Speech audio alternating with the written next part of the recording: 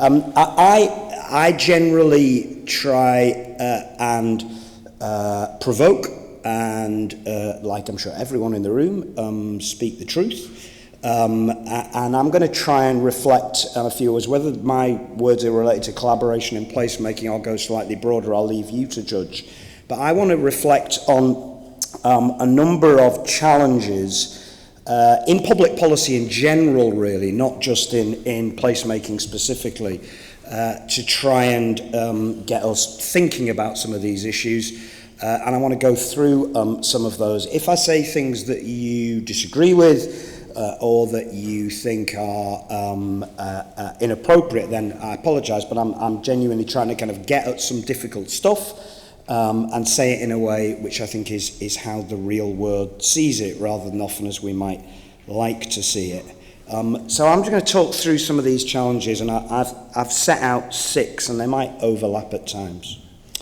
And they're certainly obviously based on my personal experience here in Edinburgh. I hope they resonate with you. The first is, I think there is a big debate going on in Scotland, probably across Europe actually, about what local government is for. Local government is a strange construct in many ways. It is a convenient collection of services, many of which don't have much to do with each other. And the financial relationship between them is impactful, often in ways that were never designed. So the fact, for example, that social care budgets dominate local government often means there is less money for other things. It wasn't designed that way. It's because those basket of services happen to have been put together. But a key debate we've been involved with in Edinburgh recently, and there is a political edge to this, so I think some parties think this and some parties think differently, is what are we here to do? Are we here to promote economic and social change, particularly as it relates to poverty and inequality? And given that the UK's track record of doing anything at all really about poverty and inequality on a decent scale for probably since the 50s has been pretty pitiful, despite large amounts of public money having been chucked at it, particularly in the Blair years. Are we here to do something about that? Or to put it bluntly and kind of to oversimplify, are we here to keep the streets clean and empty the bins? And we get a constant barrage in Edinburgh, particularly from one or two political parties, generally opposition parties, that says, never mind all this fancy stuff. Never mind all this placemaking and these building trams and all this kind of stuff that you think you want to do. Just keep the streets clean. And that is an ongoing tension. And of course, I'm sure everybody in this room would say, actually, we have to do both. But is it possible to do both? And what's the balance of resources? Literally my job, I have broadly, as David implied, 3 functional areas under my responsibility. I also, obviously, like all executive directors, have a very strong corporate role. But I have a place development function, which David and his colleagues, many of whom are here today, sit within, which is about the development of the city. I have a place management function, which is about the day-to-day management of the city. And I have the culture function of the city, obviously particularly important here in Edinburgh, but elsewhere as well. And you see those tensions played out on a daily basis, literally in terms of the way in which your time is asked to be spent. So I have lots of members who literally think, coming to things like this today or messing about in, these grandiose projects is really a distraction from what we should be doing. And that on a day-to-day basis means resource issues, whether it's money, whether it's people, whether it's time, are conflicted and that there are tensions. And I don't think there's an answer to that question, but I think we have to acknowledge it's an issue that lots of members of the public, lots of elected members, think that highfalutin visions, social change, economic change, place-based change is actually a bit of a mirage, and we'd just be all better off making sure that DM decisions are as quickly as possible, that building standards warrants are issued as quickly as possible. Just get the basics right. And I suppose my answer to that personally, and I used to work in Newcastle for quite some time, and I was worked closely with colleagues across the south of the Tyne in Gateshead, for those of you who know that part of the world, and the chief executive of Gateshead said to me, they were doing big concert halls, for those of you who've been there, and art galleries and bridges and all that kind of thing. And they said, you don't earn the right to do the sexy stuff unless you do the basics right. And I think that's basically right, which is our responsibility is to make sure the basics are done well, and that gives you the platform to think about the much deeper, more difficult social and economic challenges that planning is at the absolute centre of dealing with. But in the resource environment we're in, getting that balance right is extraordinarily difficult. And I think we ought to acknowledge that that's an ongoing tension in the way we all do our jobs. Secondly, I've talked a bit about combating poverty and inequality. And I don't know if any of you have read this book, Municipal Dreams, The Rise and Fall of Council Housing, which is largely a history of social housing, predominantly in England, with the odd reference to Scotland, particularly Glasgow.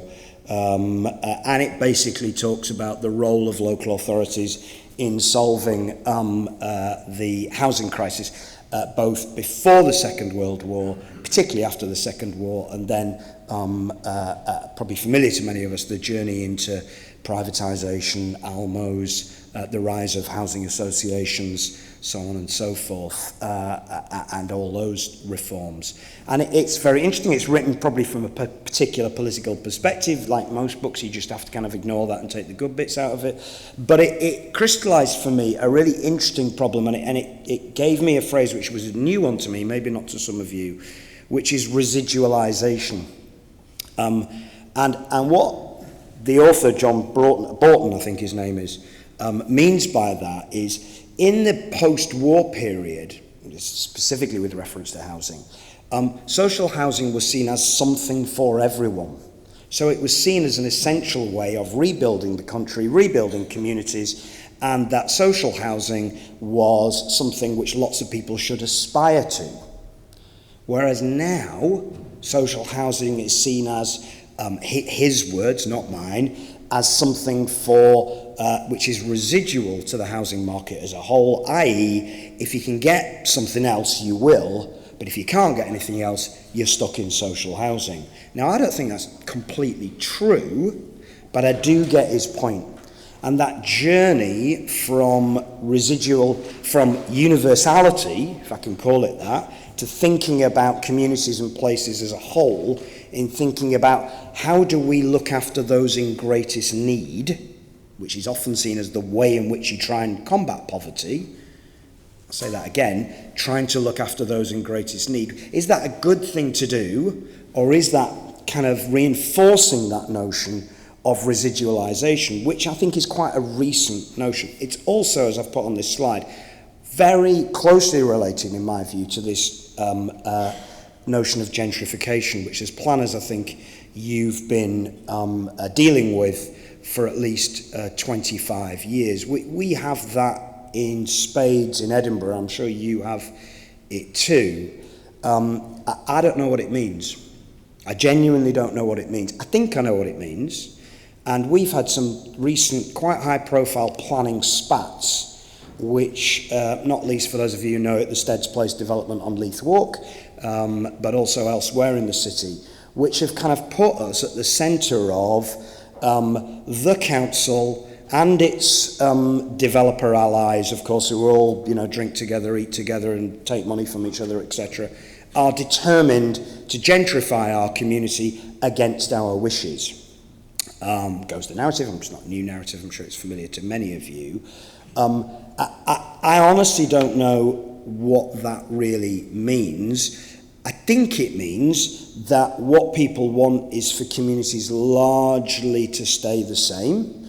They don't want areas of particularly traditional areas of working class communities, to be changed with artisan coffee shops and burrito bars and all that kind of thing.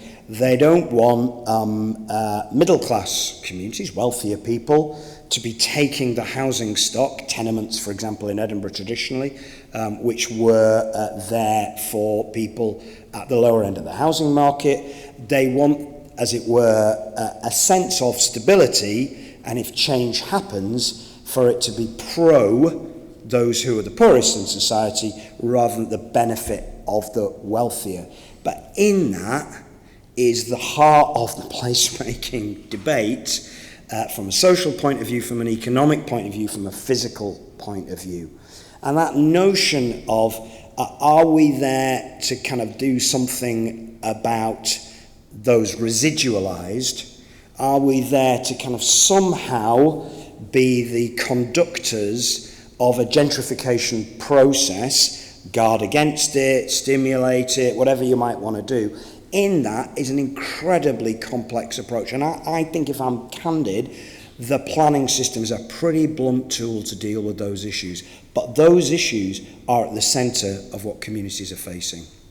So there are too many still, can I really talk about Edinburgh in Scotland, there are too many areas who see themselves and think of themselves as residual, and there are lots of places who see themselves as under attack from the forces of gentrification. Portobello in Edinburgh is a good example of that.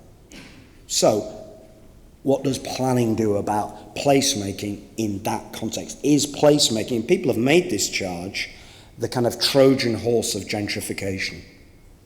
Yeah? A perfectly reasonable charge. I don't agree with it, but a perfectly reasonable charge.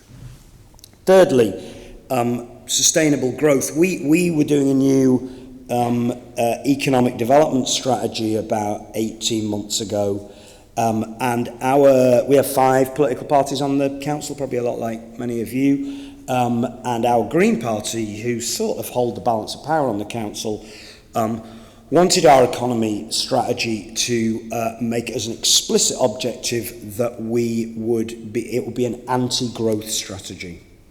So that we would not talk about economic growth in an economic development strategy. It would not only be a zero carbon strategy, but it would be an anti-growth strategy. And the measures of success, and there's obviously lots of case study on this, New Economics Foundation, been writing about it for a long time, were far more about well-being than they were about GDP, GVA, all that kind of stuff that economy strategies tend to talk about. And it's a perfectly reasonable point of view. As I understand it, just reading in the paper like you, the New Zealand government appears to have set a well-being-based budget, all the rest of it. But I think there has been, historically, and for many years, I used to work in Greater Manchester as well, which was an unashamedly growth-based conurbation, unashamedly growth as a way out of poverty.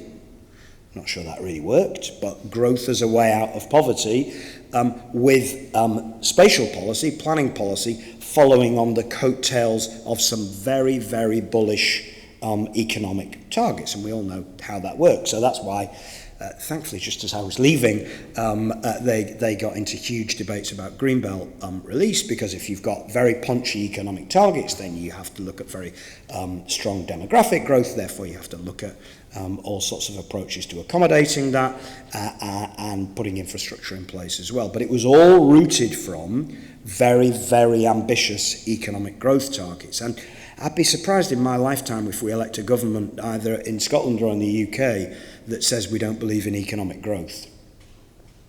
But it's a challenge for us at local level. I think we're quite close to the time when a local authority will say we don't want any growth.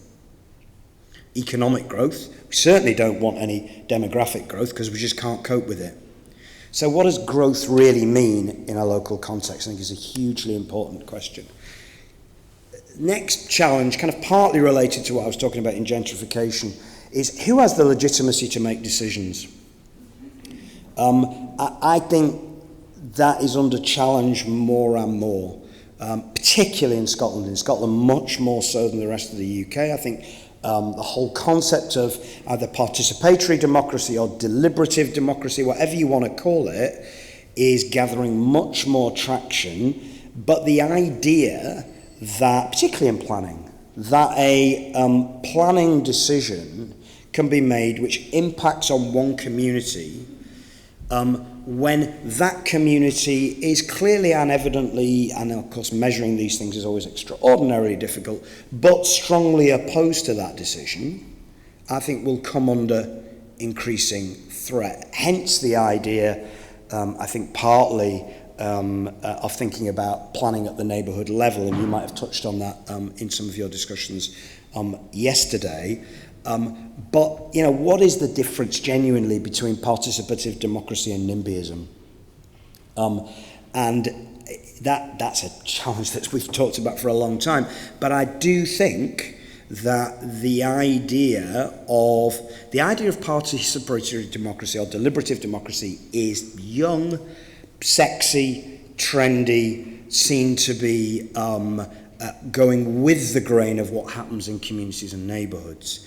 The idea of, dare I say it, a fairly stultified development management or planning committee, peopled by a bunch of folks often in their 60s and 70s, using language that ordinary people don't understand, is kind of the other end of the spectrum. I don't know how long that tension can last. So I think thinking about how the best of participatory democracy can be brought into traditional representative processes and structures is absolutely a core challenge we are going to have to face. I suspect elected members are very, very nervous of it. In some will not be. But getting over the NIMBYism issue, getting genuinely at the how do you encourage all stakeholders in neighbourhoods to have a voice, not just the usual suspects, but thinking about democratic processes, not just planning decisions, but more broadly as well, in that younger, more dynamic context, big challenge to face. I probably won't dwell too much on this next one. I could talk about it for a long time, but if you had John McNerney with you yesterday, I'm sure he'll have touched on this. And obviously recent discussions around the planning bill are at the centre of this. I do think a genuine understanding of the relationship between policy set at the national level, the agency of the local authority, and as I said before, the agency at a sub-local or actually supra-local level. You know, frankly, for us in Edinburgh, our collaboration with West Lothian to the west, with Fife to the north, and with East and Mid to the south is probably more important to us often than some of the decisions we make within the city. So real-world geography, whether it's at a neighbourhood level or at a supra-local level, is actually more meaningful in the real world than the inherited political structures that we all work within. But having a system where there is genuine respect, where relationships are understood between different spatial tiers, it again is a kind of mirage that local authorities and national governments have been playing with for 30 years, and I don't think we've got it yet. I don't think Scottish Government passes policy which genuinely is influenced and absorbed and what am I trying to say, that is taken on board in a really deep way by local authorities. I think there is a master and servant relationship too often, and I don't think master and servant relationships are very productive. And I think that understanding different geographic tiers, as I say, agency of policy, how it's made, how it's adopted, how it's influenced, how it's created, it is an ongoing issue. And obviously you see that from a European level to a national level, well, let's not get into that, or we certainly see it from a UK level to a Scottish level. So understanding different geographic tiers and how they work together, I think, is an ongoing problem.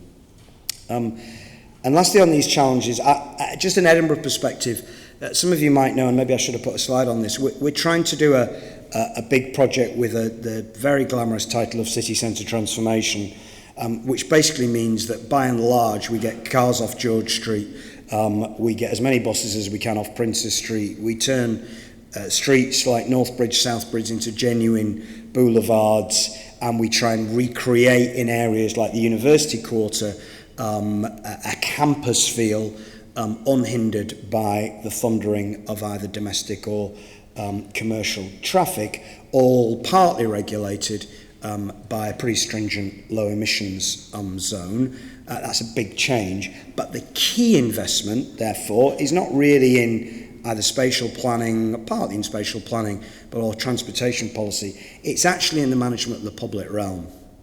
And as I keep saying to colleagues working on that, those kind of projects should be the absolute definition of sustainable development, or the 3 pillars of sustainable development. They are about social inclusion, about making places like Edinburgh City Centre a place where everyone feels relaxed and comfortable.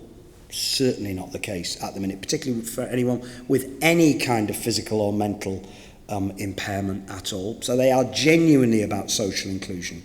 They are clearly about environmental policy in terms of reducing emissions and so on. And if we don't create a better public realm in city centres like Edinburgh, I would say certainly applies even more strongly to smaller cities and towns, then retail has even less chance than it has now. The best retail locations in the UK, in the world, are those, I don't think I need to say it to this audience, are those with the highest quality of public space all around them. Yet delivering that is extremely difficult, and particularly delivering that. So that's a vision of sustainable development. So where's the resource to back that up? It kind of partly goes to the national question. I think in the past week, I've been dealing with 3 separate Scottish Government funding streams. I've been dealing with the the town's regeneration money called, I'm sure you've all had it, I forget, we got about £2.5 million, which was called something like the Regenerating Towns Fund or something like that, I can't remember, I'm sorry. There's the Regeneration Capital Fund, where lots of us have had money for individual projects, and yesterday I was at Sustrand bidding for Community Links Plus money. And it is the kind of bedevilment of national governments, is that their money is in separate pots, and we waste colossal amounts of time bidding against each other for them. It's what governments like to do, and it is a complete waste of everybody's time. Instead of which, conversations between local and national governments where we say, tell us what you want to do, right, let's try and aggregate spending budgets and programmes together. Health is another great example of this. Let's aggregate spending programmes and policies together and try and see if we can join all that up. And I'm afraid, particularly in an area like investing in public realm, which, as I say, is about health benefits, environmental benefits, social benefits as much as anything else, then trying to make that work, assembling resources to achieve that kind of vision, the systems we've got are extraordinarily difficult and conspire against that. So thinking about policy, thinking about joining up agendas, and then thinking about spending programmes to make that happen, we have to reform those. Lastly, a couple of slides. I'm not going to dwell on these because I think, A, I'm probably tight for time, and B, you might have heard of, from what David said, you probably talked about some of this yesterday. Obviously, as I said at the beginning, local authorities generally are a collection of professionals. I have the dubious benefit of not being a professional in anything, I'm afraid. But obviously, we have social workers, we have teachers, we have planners, we have engineers, we have accountants, we have lawyers, all that kind of stuff. And generally, lots and lots of people get jobs in local authorities because of their professional skills. And I do not, for 1 minute, want to undermine or minimise the importance of that professionalism. But it does tend to lead to separation and silos. And I think I said at an event a couple of years ago, and I think we're getting better at this. But for example, trying to create common understanding between transport engineers, planners and housing colleagues remains extremely difficult. And we have to find a way of professionalism being a way that people come together and speak the same language to each other, rather than keeping people apart and speaking a different language. And I think we've still got a lot of work to do on that. Despite the best efforts of the improvement service or whatever else it might be, it's actually what matters is day-to-day practice. And I think there is a risk that professionalism leads to silos, leads to separation, and we just can't have that. And I see it as my job, people in jobs like mine, to constantly bring teams together to get them to understand what each other are talking about. And believe me, it's still not that easy. I still think local government is too focused on inputs rather than outcomes. I think if we, for example, wanted an outcome which was improving the health of the population, in our case of the city of Edinburgh, I do not believe we'd spend our money as we do. But even the Scottish Government's performance management framework, I think, is still too input. I think the intentions are to be outcome focused, but I think the measures are about inputs and therefore outputs rather than outcomes. So, ask yourself this question. I'm sure maybe you'll reflect on this later today. If you wanted to improve the health of the population of your areas, what's the best thing you could do with the 15 million quid, the 2 million quid you do to spend on it? My answer, day-to-day social engagement, day-to-day exercise. Yeah, I suspect we spend very little money on that. We spend lots of money on extremely expensive and complex structures and systems and facilities, but just getting people to talk to each other a bit more and just getting people to walk a bit, I suspect we spend very little on that. So we must focus on outcomes, and we can look at structures as a way of dealing with that, but culture, as we all know, trumps structure. And lastly, again, not to dwell on this too much, skills is obviously hugely important. I still think we don't have enough people, maybe you all do, but I don't think we have enough people who, if you want to have a rich placemaking-led dialogue with some very difficult and cynical local communities, have we got enough people who are really going to do that? Have you got 1, 5, 20 people who you can go to and say, we need a conversation with the folks in wherever about the future of that community? How are we going to do that? And how are we going to do that successfully? How many people have you got who can because if you've got 5, then A, I'd like to nick some of them, and B, I think you're doing pretty well, because I don't think Edinburgh has. So what skills do we need to have people who can start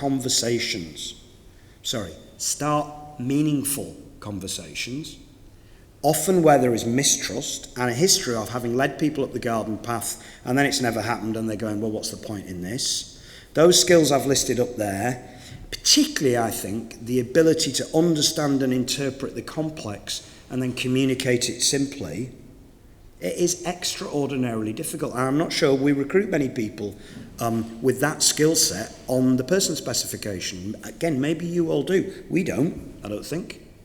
Those are the people we need to make placemaking, to make planning, to make the public service work. Those are the folks we need. I need about 50 of them. But they're very, very hard to find. And often we buy them in from consultancies. Don't know if you're anything like Edinburgh. If you say the word consultant, then members generally reach for their shotguns. So that's not easy to do. But those are the skills and the folks we need. And if we can't get hold of them easily, we need to invest in people and train them and turn our own folks into those people. But we have to acknowledge that's the people we need for the future to do our jobs properly. That's all from me. Thanks very much.